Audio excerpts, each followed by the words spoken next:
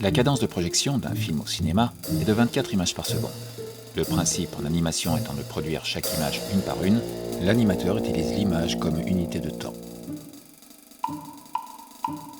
Quand il anime un cycle d'une demi-seconde, il parle d'un cycle en 12 images, ou même, plus simplement, d'un cycle en 12.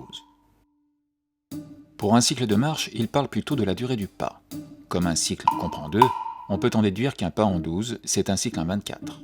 Toutefois, se référer au pas suppose un cycle symétrique, c'est-à-dire dont les deux pas sont égaux.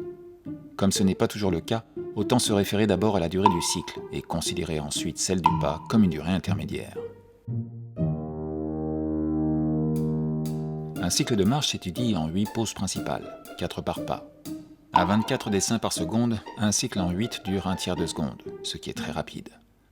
Pour le ralentir, on insère 1, 2, 3 pauses ou plus entre chaque, afin d'obtenir un cycle en 16, en 24, en 32, etc. À chaque fois un multiple de 8.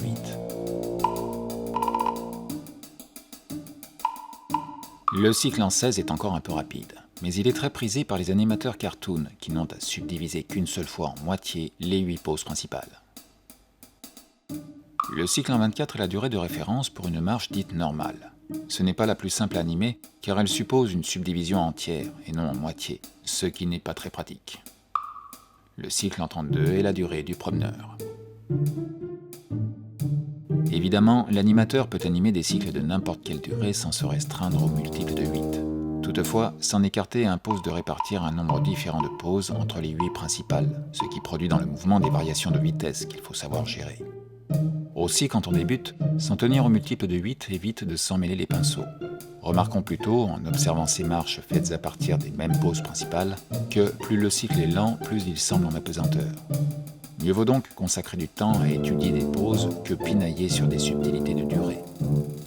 Ceci dit, pour l'animateur tatillon, nous traiterons des non multiples de 8 dans un prochain épisode.